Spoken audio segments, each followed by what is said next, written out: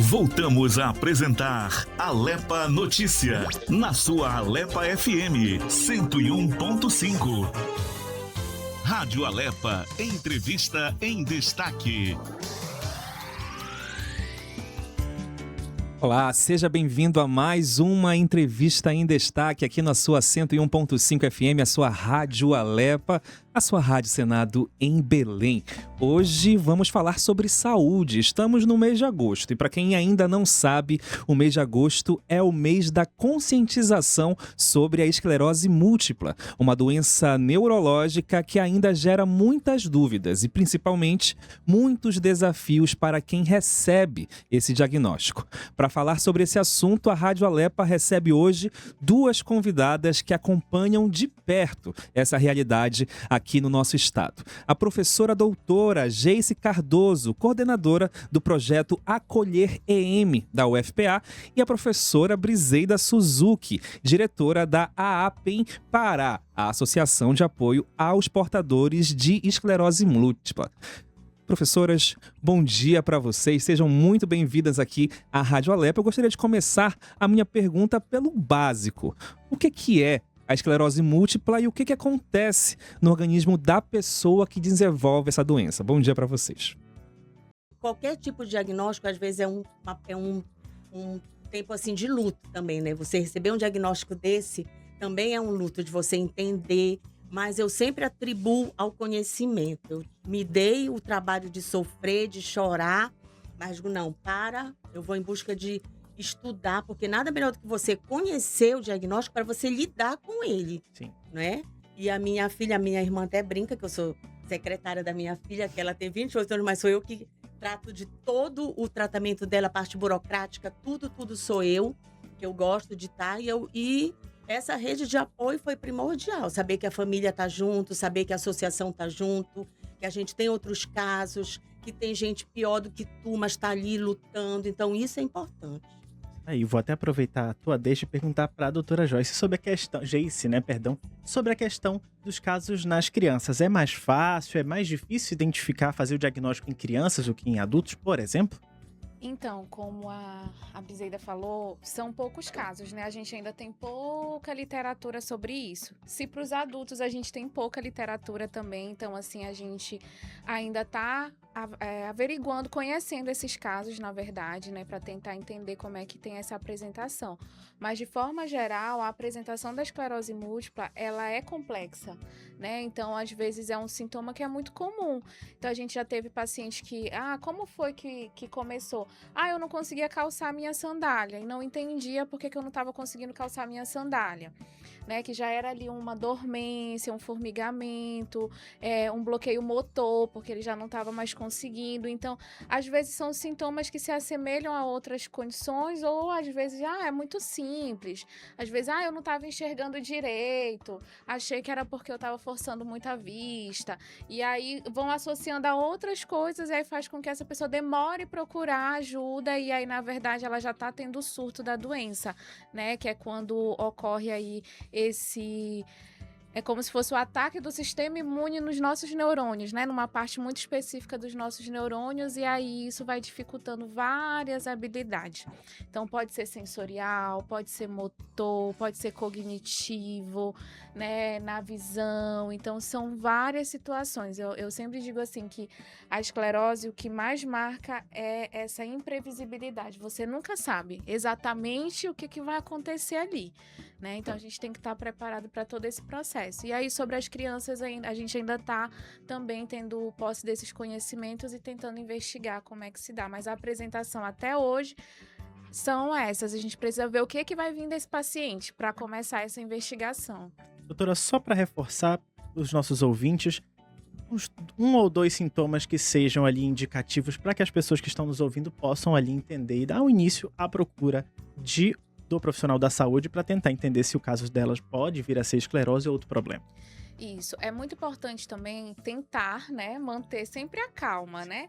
Nem tudo vai ser esclerose, nem tudo vai ser uma doença grave, né? Mas assim, estar atento àqueles sintomas que são relacionados ao nosso sistema nervoso central. Então, por exemplo, a nossa sensibilidade. Então, se eu não estou sentindo alguma coisa direito, será que eu preciso de uma avaliação neurológica, né? E o sentir é do ouvir, do ver, né? Do paladar, do tocar. Não estou conseguindo realizar um movimento da forma como eu sempre realizei. Então, isso pode ter alguma relação. Outros sintomas que também é muito importante ficar atento são os que são do nosso controle de esfíncter, né? Então, xixi, né? As fezes. Então, tudo isso ocorre por meio de um controle muscular que vem do nosso sistema nervoso central. Então, se eu não estou conseguindo controlar minha musculatura, se eu estou indo muitas vezes ao banheiro e eu percebo que isso não é de uma causa, por exemplo, uma infecção, né? Alguma coisa assim, é importante que a gente faça uma avaliação neurológica também, para verificar de onde é que está vindo. E aí, como a Brisa também falou, né? O diagnóstico, muitas vezes ele é rápido, mas muitas vezes ele demora. Então, por exemplo, já conheci pacientes que demoraram 1 ano até conseguir fechar o diagnóstico. E nesse um ano, ali o paciente, né, passando por crise sem saber o que estava acontecendo consigo mesmo, né? Eu falo assim que é uma angústia muito grande. Imaginou passar 12 meses sofrendo, tendo várias situações que você não sabe o que está acontecendo, até que chega o diagnóstico e diz não é esclerose, porque ele é um diagnóstico de exclusão.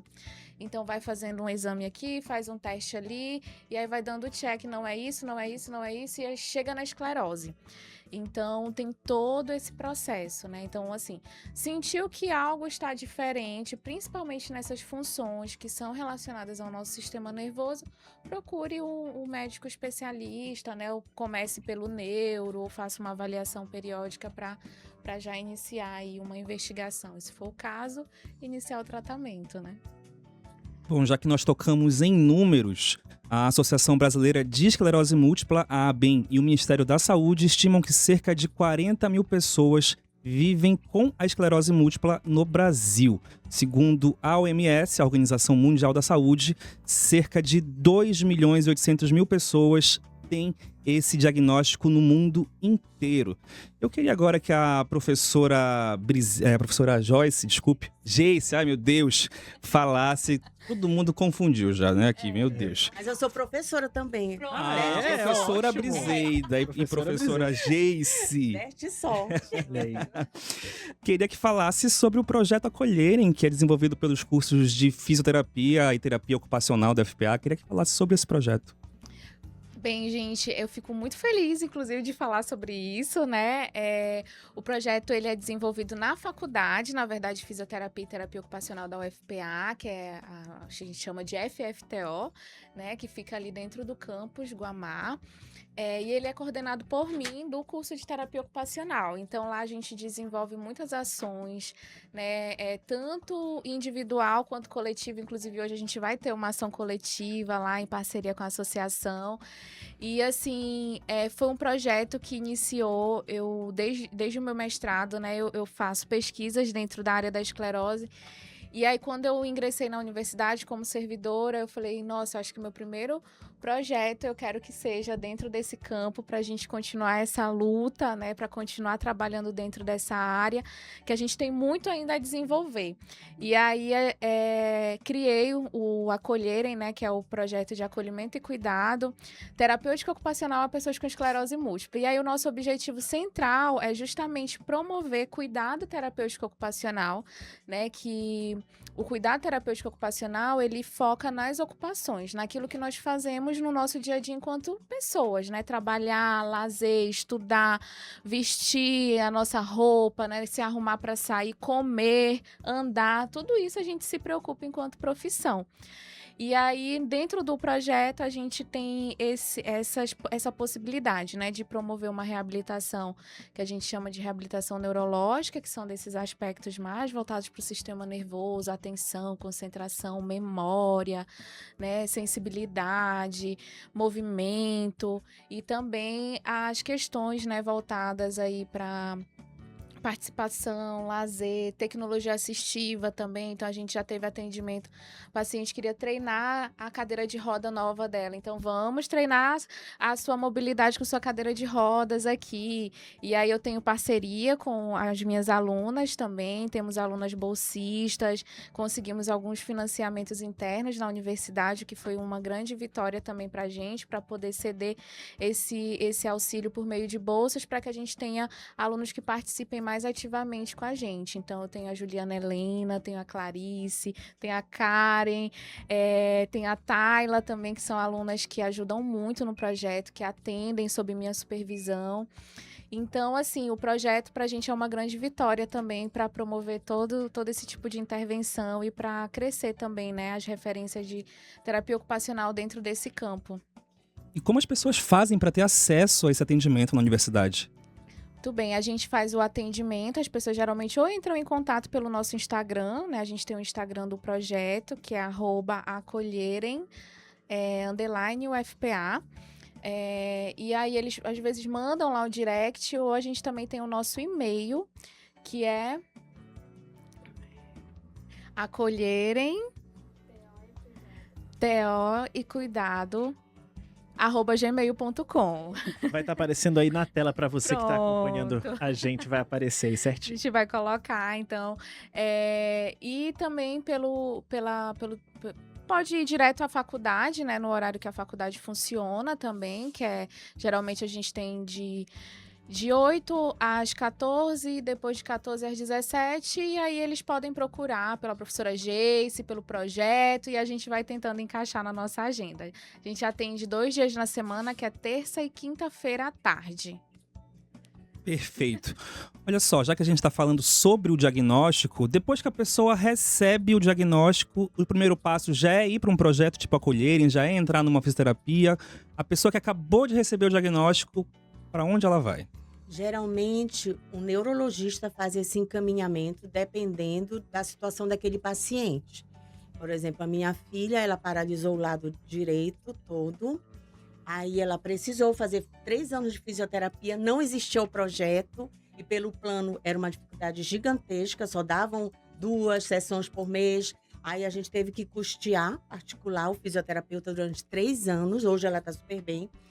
E a questão da medicação, existe 2 meios, ou pelo SUS, Viva o SUS, né, que são medicações de alto custo, que o paciente recebe. Tem pacientes que recebem medicação até de R$63 mil por mês. Uau, exato. E o plano de saúde, que depois de uma luta grande, hoje já custeia somente os injetáveis, né? O paciente recebe só se for, é o médico que vai decidir de acordo com o desenvolvimento do paciente, vai avaliando para saber qual medicação. Hoje nós temos essa vitória que a gente já tem um leque de medicações. Antes, bem no início, era bem pouco, eu tinha que passar por todo um protocolo. Começava com uma que às vezes não atendia o paciente, mas aí tinha que passar pelo protocolo. Hoje já há exceções desse protocolo, então o paciente vai usar o que realmente ele precisa, mas fisioterapia, medicação, consulta neurológica, terapia, psicólogo, fé, rede de apoio, tudo isso é necessário. Até aproveitar. Não sei em qual ordem, mas é necessário.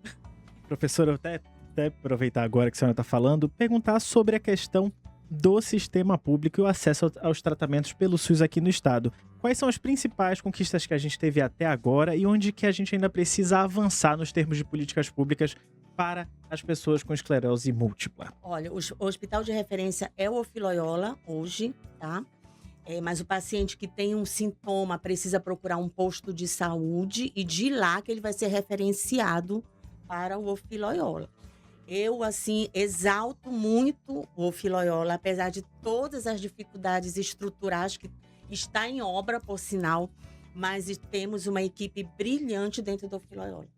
Confiem, porque o melhor atendimento para esclerose múltipla e outras doenças neurológicas que eles já estão atendendo é o Hospital Offiloyola.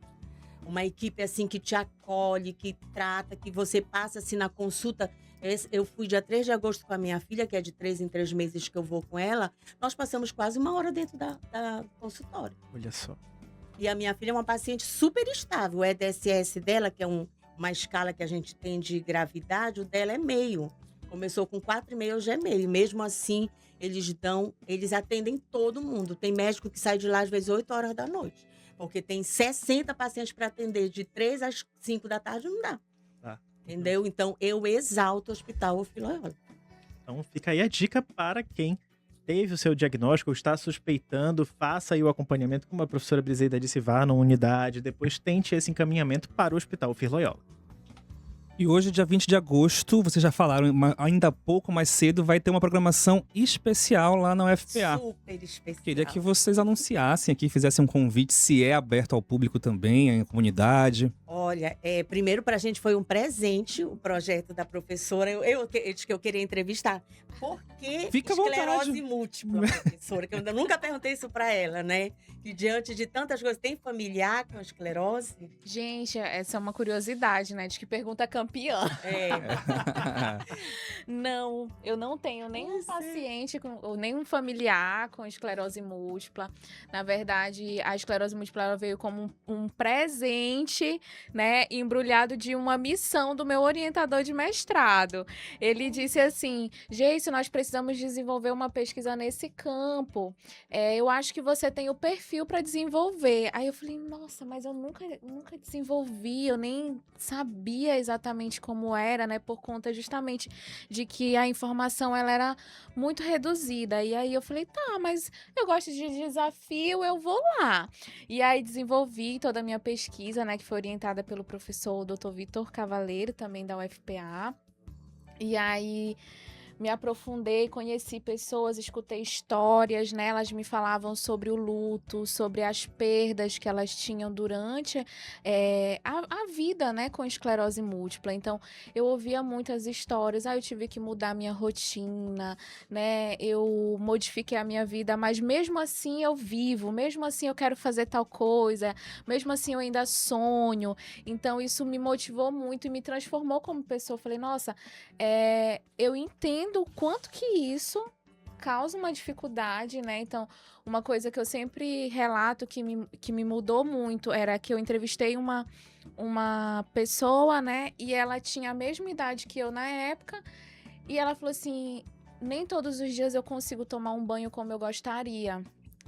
Eu fico muito cansada, eu tenho que tomar banho sentada, fadiga extrema, que é um sintoma muito comum e assim muito intenso nas pessoas com esclerose múltipla e pouco validado pela sociedade, que as pessoas olham, menina, trabalho, isso uma é grande preguiça, luta nossa. Isso é preguiça tua. E aí, quando ela me falou isso, aí eu cheguei em casa, eu falei, nossa, talvez a fulana, né, a pessoa não vai conseguir tomar um banho como eu vou tomar agora. Então, nesse momento, assim, algo me tocou muito e me transformou enquanto pessoa, né? De valorizar a vida, de valorizar as nossas pequenas atividades, né? Que pra gente é pequeno, mas pra quem tem alguma dificuldade isso se torna muito importante, muito grande. Então, eu continuei no doutorado, também fiz, e aí foi quando eu desenvolvi um processo de acolhimento, que é a trilha do acolhimento. Isso foi o meu doutorado. Né, trilha do acolhimento para pessoas com esclerose múltipla, que foi um conjunto de instrumentos que nós criamos e defendemos de que ele era sensível para acolher, né, as pessoas com esclerose múltipla, as perguntas que nós elaboramos, né, as oficinas, os comandos, a gente defendeu isso, foi aprovado, né, o doutorado.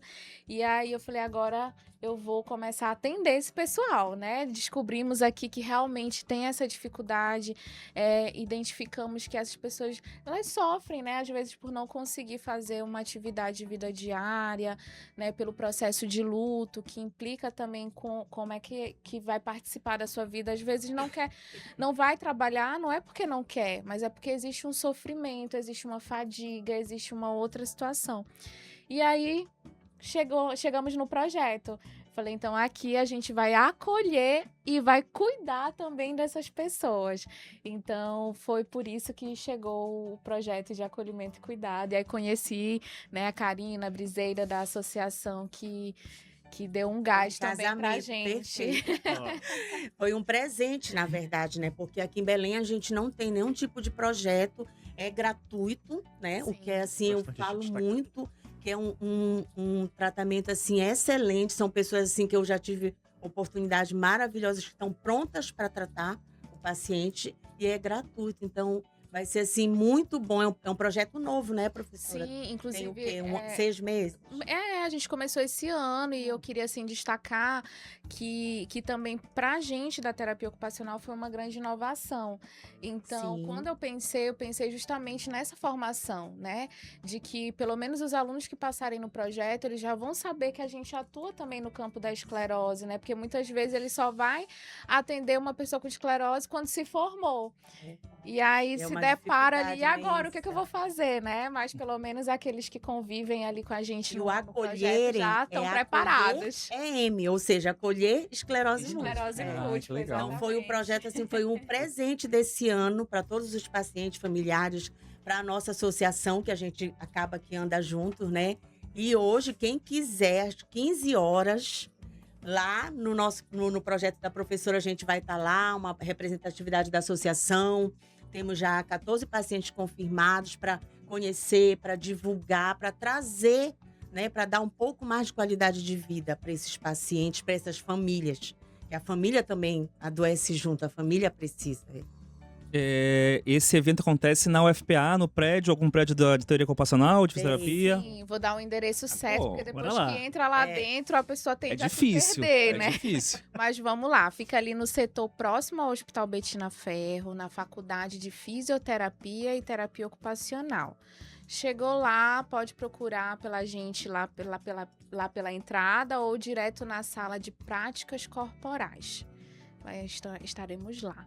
Então tá aí, laboratório de práticas É até corporais. melhor entrar ali pelos portões mais lá pra frente, né? Mais perto da UFRA, né? Que já dá direto no Bettina Ferro. Isso. Porque tem gente que entra no primeiro, no terceiro É. portão e se enrola. São mesmo. 4, entrou pelo portão 4, Já já fica bem vai mais direto no fácil. Bettina, né? Colocou no Waze, no Uber, no aplicativo. Tá O certo, Waze certo. tá, o Waze Só tá. colocar Faculdade de Fisioterapia e Terapia Ocupacional que vocês vão parar lá certinho.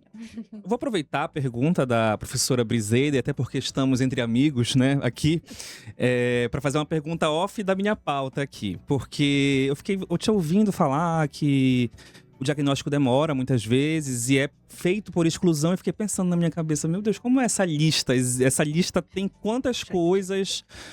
O que vem depois da esclerose múltipla? E como a Briseida também falou, eu tenho uma pessoa na minha família que tem esclerose múltipla e que sempre foi um tabu, né? E muitas vezes a pessoa foi até julgada porque não queria ir pra físio, e a pessoa, a gente não sabe o que tá sentindo, né? É preguiça, ela não quer também se ajudar, não sei o quê. E queria até que vocês falassem sobre essas experiências, quais são os principais mitos que se ouvem sobre a esclerose múltipla também, e não esquece da lista. Como essa lista é muito extensa. Fale da lista. Fale da Olha, eu lista. acho que eu não vou lembrar toda a lista, né? Mas assim, existe o protocolo de diretrizes nacionais de esclerose múltipla, protocolo clínico de diretrizes nacionais, onde ele tem todo esse checklist. Ele pode ser acessado livremente, né, nos sites oficiais. Então, ele é o protocolo de diretrizes. E lá existe um protocolo que é o protocolo de McDonald's, né? Se eu não estou enganada. McDonald's. Isso, são os critérios de McDonald's. E aí ele tem todos os itens onde se orienta o processo diagnóstico. Então, quais são os exames, que a Brisa também já citou aqui, realizado esses exames, depois desses exames, quais são as doenças que a gente vai fazer os exames de exclusão, e aí se chega na esclerose múltipla. Ok. E aí são várias patologias, né? Eu acho que tem até... enfim, várias, infecto-contagiosas, infecto-parasitárias, são feitas todas essas até chegar na esclerose múltipla. Então, é seguido pelos critérios de McDonald's, que eles estão anexo nesse protocolo de diretriz, de protocolo clínico da esclerose múltipla, que é do Ministério da Saúde. E aí, o diagnóstico é feito pelo neurologista, né? Então, ele segue esse protocolo e se fecha o diagnóstico. Aí me surgiu uma outra pergunta aqui, também off pauta. O que ocorre com o paciente, com aquela pessoa que possui esclerose múltipla, mas ela não trata? O que ocorre com essa pessoa ao longo do tempo? Muito difícil. Infelizmente, eu pensei que eu já tinha ouvido tudo sobre a esclerose, mas sempre tem uma coisa nova. O paciente deixou de tratar porque a igreja proibiu ele de tratar. O paciente foi para a cadeira de roda. Tu falaste uma pergunta assim, essencial. A esclerose múltipla, ela é o tempo. É tudo assim muito rápido. O diagnóstico precisa ser rápido, o tratamento precisa ser rápido, as intervenções precisam ser rápidas. Porque tudo acontece assim, tipo assim, igual a minha filha, paralisou. Se ela não fizesse a pulsoterapia imediatamente, ela ia ficar com aquela sequela para sempre. Ela não ia andar, ela ia andar de muleta ou cadeirante, porque precisa ser tratado imediatamente. Então, não existe essa possibilidade de não tratar. Não existe. Quem tentou fazer isso, com certeza está com alguma sequela.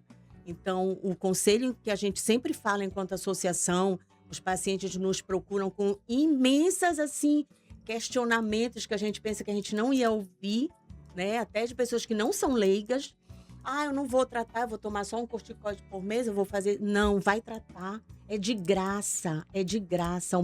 O SUS custeia a tua medicação. A medicação não falta, não tem faltado.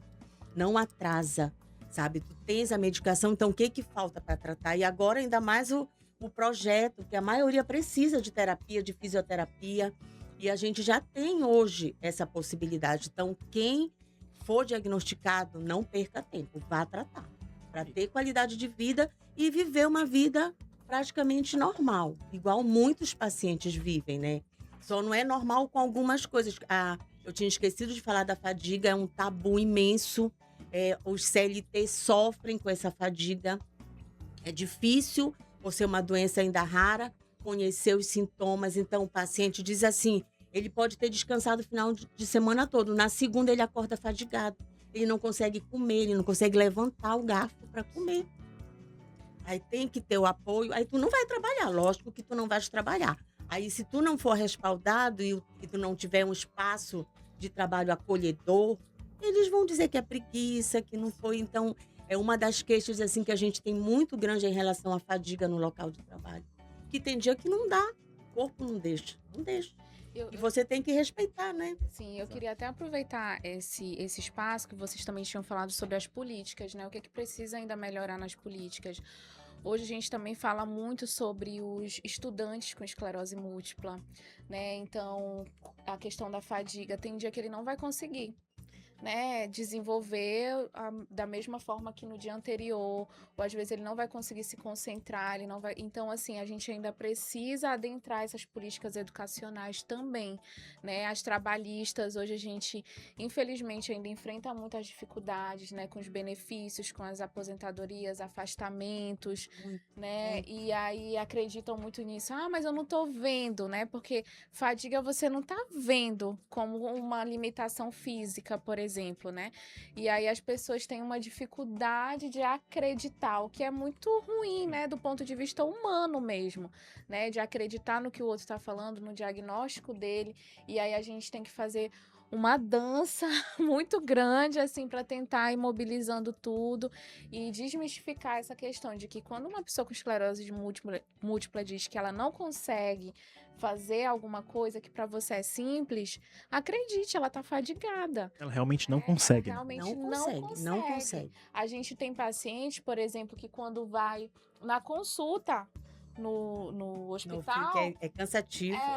Que ele falou, doutora, passei amanhã no fim, não vou conseguir ir pro atendimento à tarde. A gente entende. Tudo bem, a gente atende na próxima semana, né? É real, às vezes ele vai um dia pro atendimento, precisa de 2 dias de descanso. Para recuperar todo esse gasto, né? E essa questão dos atestados é uma coisa, 9 anos atrás, eu passei uma situação muito séria. Minha filha estava internada com esclerose, com epilepsia, que ela também foi diagnosticada junto, que voltou. E eu levei o atestado para uma faculdade particular que ela fazia na época, e o coordenador disse para mim, a gente só aceita doença infecto-contagiosa.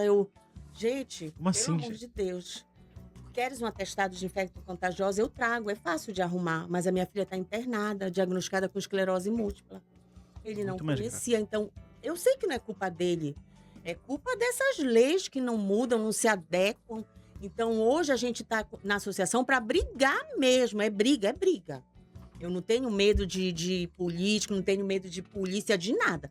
Quando precisa, Hoje eu tô melhor, que eu tô na terapia há 6 anos, tô medicada. É bom, né? Mas, gente, é uma luta. Já perdi. Inclusive, eu adquiri uma doença autoimune, que foi a psoríase, de tanto estresse. Meu Deus. De tu lidar com coisa básica, sabe? De coisa básica. Chegar com a medicação da tua filha num plano de saúde e eles falarem pra mim: é Noripurum, não precisa a senhora ficar junto. Não, não é Noripurum, é uma medicação de alto custo séria, cara. Quer dizer, a própria parte da enfermagem não conhecia, não conhece. Não é culpa deles, não é. É culpa da informação, das leis que precisam melhorar. Ainda falta muito. Eu acho que a gente não está nem a 30% do que a gente precisa. Queria que tu aproveitasses, então, para falar sobre a associação. Como é feito esse atendimento, esse primeiro acolhimento com o paciente ou com os pais do paciente. Aproveitar também para deixar os contatos, onde fica. E, já que tá falando de luta, de briga, qual é a principal luta hoje da associação?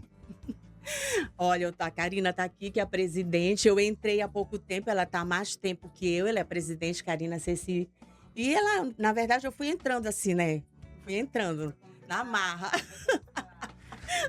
Peguei esse abacaxi. Aí é assim, o primeiro contato é por telefone, a gente tem rede social, né, que é a PEN Pará, no Instagram. Aí procuram, aí a gente geralmente faz por telefone, às vezes presencial, se for aqui de Belém. Se não, a gente acolhe pelo telefone. Aí a sede funciona na casa da nossa presidente, da Karina. Mas pode bater lá, não. Não é portas abertas assim para atendimento, como é? É? O atendimento é todo feito... Aí quando o local que está escrito é lá. Deixa eu dar o microfone aqui para Karina. Karina Cecim, presidente da PEN Pará. Karina, bom dia. Bom dia a todos. Primeiramente, né, agradecer a oportunidade, né, de dar visibilidade à nossa causa. A Briseida foi um presente, eu costumo falar sempre para ela, ela diz que é um presente grego, mas eu falei assim, eu preciso de ajuda, né? E para o paciente estar à frente de uma associação é muito difícil, justamente por conta desses sinais e sintomas que a doença traz. Principalmente a fadiga, que quase 99,9% dos pacientes têm a fadiga. A gente se fadiga que está, eu há 15 anos, a Briseida há 9, imagina os pacientes. Então eu a convidei, né, há 3 anos, atrás. Antes da pandemia, na verdade. 2021, para me ajudar, né, que eu me sentia uma equipe, aí agora... A gente é uma dupla, assim, de brigar. A gente briga, inclusive, com os pacientes, né? A gente briga com a política, a gente briga com a Secretaria de Saúde, a gente briga com todo mundo, mas em prol de uma causa. E a associação, esse ano, está fazendo 25 anos de existência. É uma conquista dos pacientes, né? Pacientes que já estão aí há 40 anos lidando com isso. O centro de referência, que é o Hospital Fir-Loyola, também é uma conquista da associação. Já quiseram acabar com a associação e a gente está à frente aí para não desistir. Não é um trabalho fácil, não é remunerado, é voluntário. Nós somos reconhecidos como entidade pública municipal e estadual. Isso é uma conquista absurda, porque poucas associações têm esse título e a gente tem esse reconhecimento. Mas ainda é algo muito difícil, né? Até do próprio paciente aderir a essa causa, mesmo sendo dele, porque muitos têm vergonha de dizer que tem esclerose, muitos têm as histórias de não conseguir essa logística de sair, mas assim, a gente está no papel aí de orientar, de acolher, os encontros que a gente tem para agregar esse grupo, para dar força, porque assim, a gente se ajuda, né? E principalmente orientar, né, o conhecimento que a gente busca, as políticas públicas para estar orientando esse paciente para que ele não desista. Né? E assim, projetos como o Acolher EM foi um presente, literalmente, para a gente que se via sozinha, né, eu e a Bri, e ter esse presente no Agosto Laranja é um fato muito importante, né, porque essa movimentação é a nível nacional. Todo o país está no Agosto Laranja. E o Pará é o único estado do norte que está na REDEM, na Rede de Esclerose Múltipla do Brasil.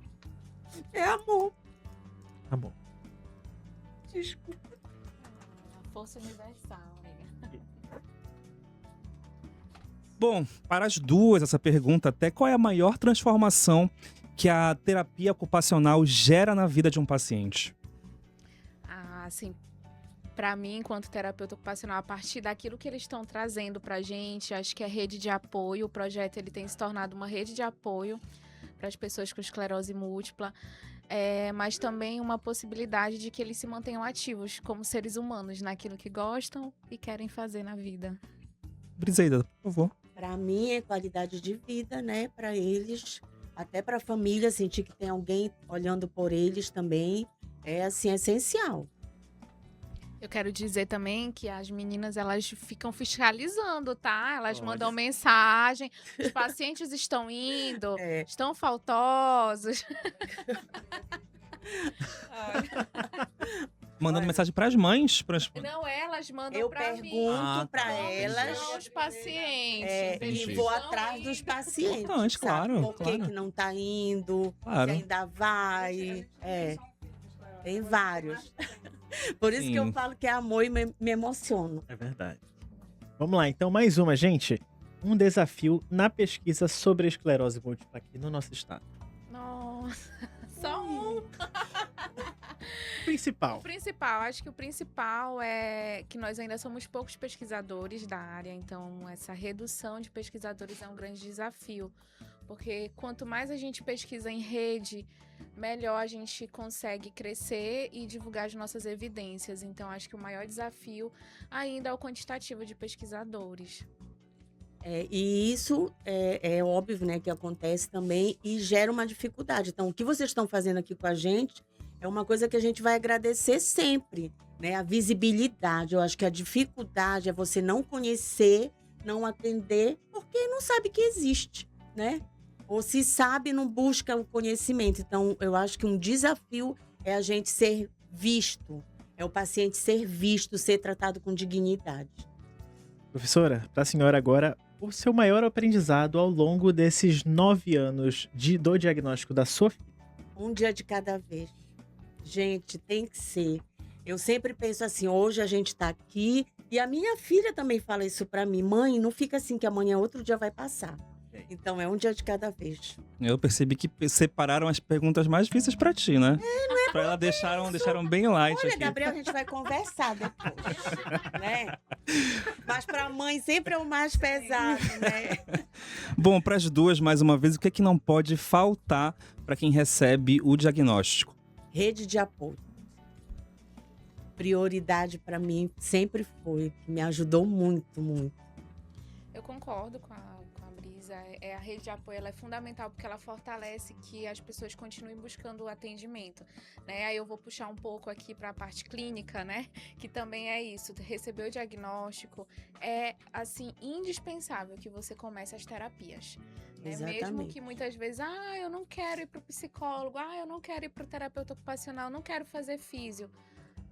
Vai precisar, porque às vezes a gente não faz só o que a gente quer, né? A gente tem que fazer o que é Exatamente. preciso, o que é necessário. Então, é isso, procurar as terapias. E eu já tinha perguntado para a Briseida mais cedo qual era a principal luta da associação nesse momento, e para ti, qual é a principal luta do Acolherem ou até dos pesquisadores da esclerose múltipla? É um avanço aí nesse diagnóstico da pesquisa, nesse diagnóstico da doença? Para ti é o quê? Bem, assim, para mim justamente são braços, né? Hoje, dentro da unidade que a gente desenvolve, somente eu atualmente estou desenvolvendo os estudos e pesquisa com a ajuda das minhas alunas, né? Das estudantes. Então, para mim é realmente isso, né? Braço. Porque quando a gente pesquisa com um grupo, a gente consegue também crescer em outras áreas. Então, por exemplo, hoje a gente está conseguindo desenvolver um referencial dentro da terapia ocupacional, que antes era bem reduzido. Então, hoje, com as nossas publicações, com o que a gente tem desenvolvido, isso tem aumentado.